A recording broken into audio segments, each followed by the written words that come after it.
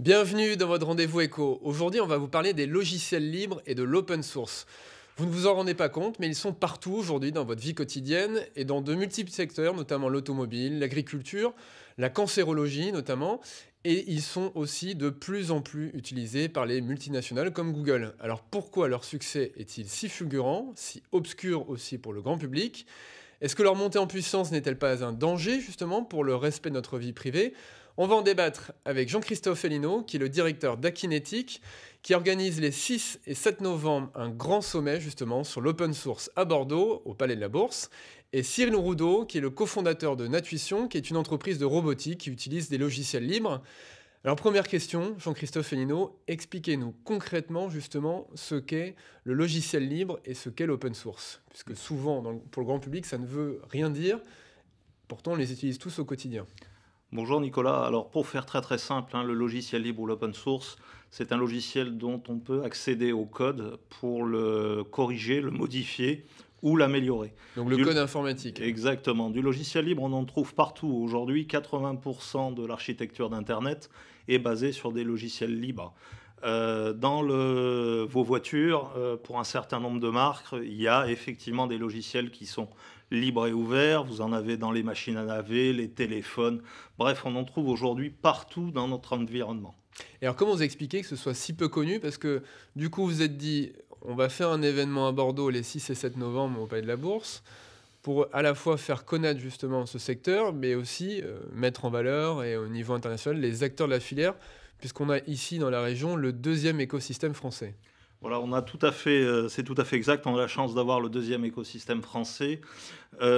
Pourquoi c'est peu connu? On a coutume de dire entre nous que le logiciel libre a gagné, mais que personne ne le sait.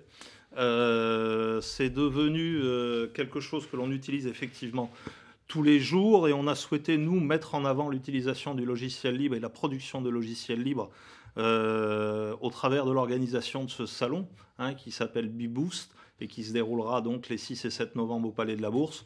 Ça sera l'occasion de découvrir effectivement à peu près 80 conférences autour de thématiques, je dirais, très, très générales, très grand public, mais aussi de découvrir ces acteurs de la filière qui innovent tous les jours et dont M. Roudot, ici présent, est un exemple. Alors Cyril Roudot, vous êtes le cofondateur de Natuition, une entreprise de La Rochelle donc, qui utilise des logiciels libres. Pourquoi vous avez fait ce choix? Est-ce que c'est pas risqué de se dire, bah voilà, on va utiliser du logiciel libre et de se faire piquer quelque part sa R&D quand on fonctionne comme ça? Alors auparavant déjà, choisir le logiciel libre, c'est quelque chose qui se fait assez naturellement. D'abord parce que si au quotidien, avant d'avoir créé son entreprise, déjà on a l'opportunité d'utiliser du logiciel libre et de développer pour soi, on a justement l'opportunité d'avoir des outils les plus haut de gamme, qui sont ceux qui sont à la limite même plus utilisés dans les entreprises parce que finalement trop en avance.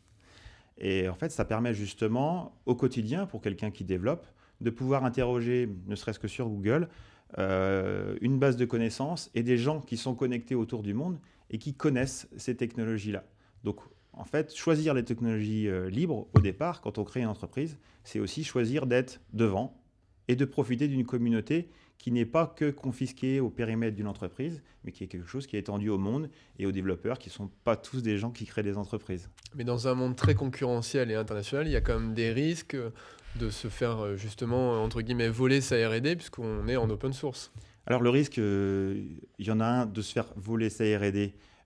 Effectivement, si on s'arrête, en l'occurrence, dans le monde du libre, rien n'est arrêté, toujours tout est en progrès, toujours tout est en train d'avancer.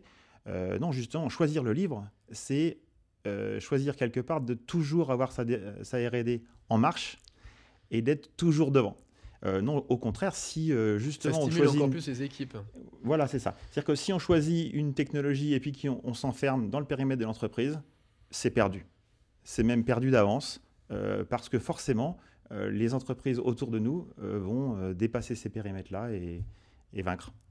Jean-Christophe Felino, c'est un vrai changement de culture au final parce que depuis des années, enfin, on connaît tous les logiciels, que ce soit Microsoft et autres, qu'on utilise, les traitements de texte, il y a des logiciels très connus.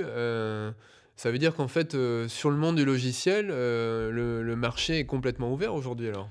Effectivement, il y a un vrai changement de paradigme qui s'opère maintenant déjà depuis quelques années, hein.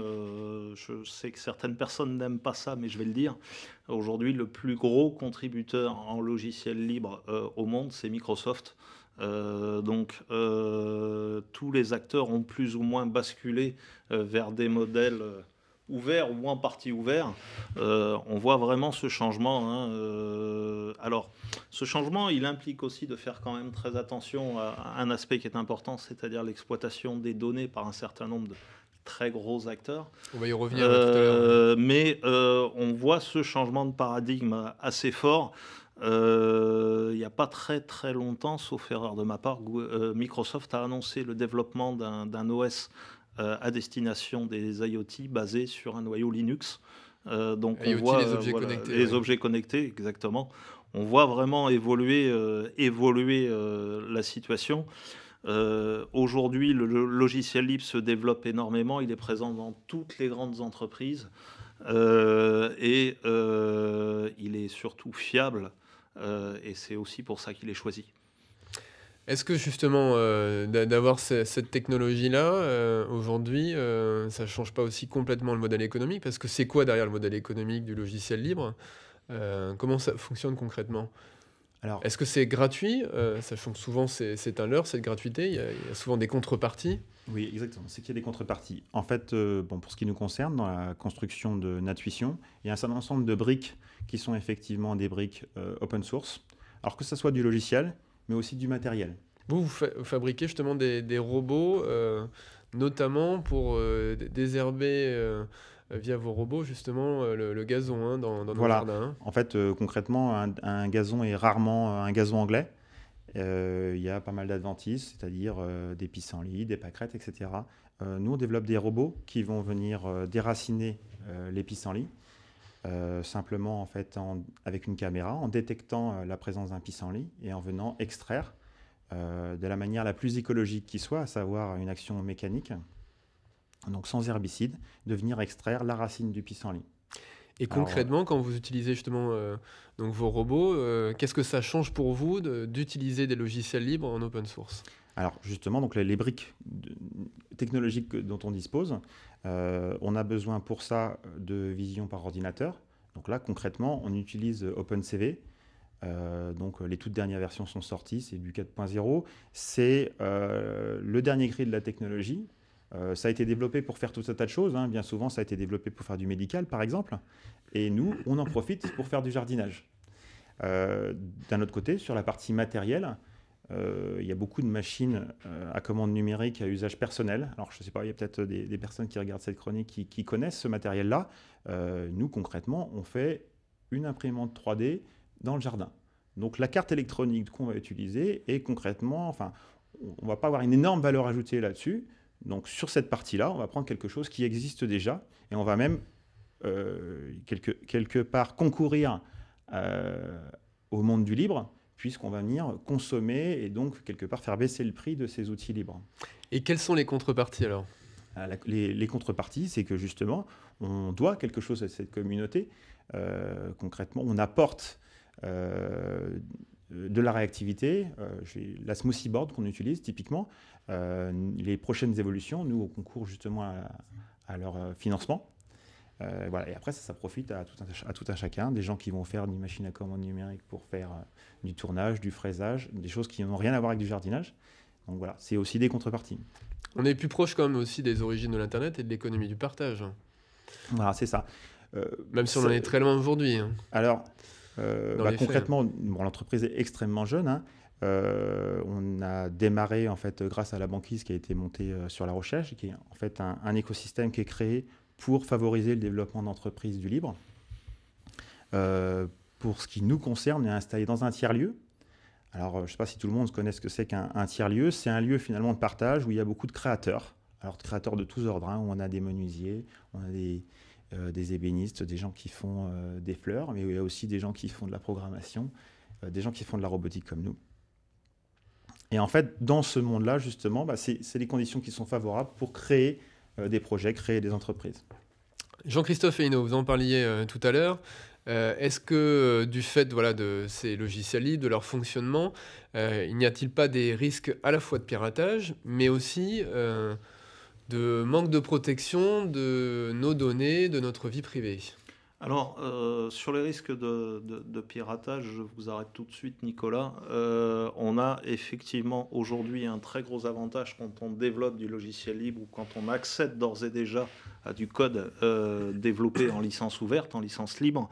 C'est qu'on peut effectivement voir si le code a été développé correctement, le corriger, l'améliorer, et toute personne qui souhaiterait pirater le logiciel se verrait effectivement très rapidement identifiée. On a aussi ce qu'on appelle... Ça, c'est un vrai atout, Oui, justement, hein. c'est un vrai atout, et c'est comme ça, notamment, je pense aux travaux de recherche menés par les enseignants-chercheurs, qui, quand ils publient effectivement leurs travaux en licence ouverte, ça permet très rapidement de voir si ce qui est écrit est en corrélation avec la façon dont ça a été développé. Donc c'est pour moi un très très gros avantage. Et pour la deuxième partie de votre question... Sur le respect de la vie privée, je crois est-ce que que c'est pas une des contreparties? On utilise des logiciels libres, les entreprises fournissent des données justement qui servent à la communauté, mais est-ce que derrière, voilà, il n'y a pas un manque de protection vis-à-vis de notre vie privée? Vous savez, quand on s'engage dans le développement de solutions libres, de solutions ouvertes, c'est on a a priori une éthique, et donc la volonté de ne pas travailler sur le modèle des GAFAM. Moi, j'en suis intimement... Google, Amazon, voilà, Facebook les gros ou très gros, j'en suis intimement persuadé. Et aujourd'hui, dans cette filière en Nouvelle-Aquitaine qui compte plus d'une centaine d'entrepreneurs, on a la totalité des chefs d'entreprise ont justement cette éthique de ne pas exploiter les données à des fins qui ne seraient pas acceptables dans le respect de la vie privée. Ça veut dire que derrière aussi les logiciels libres et leur montée en puissance, c'est également l'émergence d'un nouveau monde avec des valeurs aussi plus éthiques, avec davantage de prise de conscience de la nécessité de respecter la confidentialité des données pour les entrepreneurs. Alors, c'est effectivement l'émergence d'un nouveau monde. Je ne vous cache pas qu'en Nouvelle-Aquitaine, il a émergé déjà depuis un petit moment. Cette région, elle est très très active sur les logiciels libres. Ça a commencé à la fin des années 80 avec le raccordement de l'Université de Bordeaux à Internet, qui a fait qu'effectivement, il y a eu beaucoup de production de logiciels libres.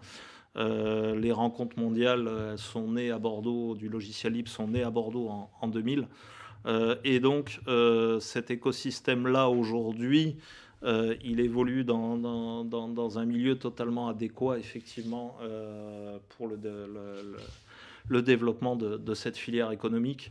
Non, les gens sont très, très attentifs à toutes ces problématiques-là. Vous disiez tout à l'heure justement là, que Microsoft était l'une des entreprises, là, Jean-Christophe, qui était le plus présent sur le logiciel libre. Est-ce qu'il n'y a pas un risque justement de concentration des pouvoirs entre guillemets sur le logiciel libre, Cyril Roudot, avec les multinationales? Alors les risques de concentration, vu de mon entreprise toute jeune, j'ai du mal à les voir arriver. En l'occurrence, nous, on a une initiative qui est vraiment... une entreprise qui est sur la robotique. Non, au contraire, s'il y a justement une multitude d'initiatives comme la nôtre pour aller adresser une problématique qui intéresse les gens, qui intéresse pour ce qui nous concerne les paysagistes, justement, c'est le gage justement qu'il n'y ait pas des multinationales qui prennent le dessus et qui viennent consolider toutes ces petites initiatives entre elles. Non, la vivacité en fait d'une communauté et les initiatives qui sont encouragées au niveau régional. Enfin, on trouve quand même au niveau régional, au niveau, en particulier pour ce qui nous concerne à La Rochelle, il y a tout un écosystème extrêmement bien construit pour encourager les entrepreneurs à aller de l'avant, à saisir de leurs idées et à monter des entreprises. Donc non, je crains pas, là, en l'occurrence, là, les multinationales. C'est quoi la clé justement pour l'avenir, Jean-Christophe, pour éviter qu'on ait des distorsions, des prises de pouvoir trop importantes de certaines grosses sociétés justement sur le logiciel libre, sur ce monde-là, et qu'on garde justement des principes éthiques jusqu'au bout? Écoutez, je crois que la force aujourd'hui, Nicolas, c'est la répartition de cette communauté au niveau mondial, cette communauté qui est très agile, qui interagit justement grâce à l'Internet entre elles pour pouvoir améliorer sans cesse les logiciels existants. Le logiciel libre aujourd'hui, il est très robuste, il est très performant. Ça sera l'occasion de le découvrir dans 15 jours, effectivement, à Bordeaux, avec, donc, je vous disais, 80 conférences. On a une vingtaine de conférences étrangères avec des intervenants du Japon, de Russie, d'Italie, etc., etc. Moi, je vous invite à venir donc au Palais de la Bourse Les 6 et 7 les novembre. 6 et 7 novembre pour découvrir tout cela. Le message est passé. Merci beaucoup à tous les deux et à très vite bientôt sur TV7.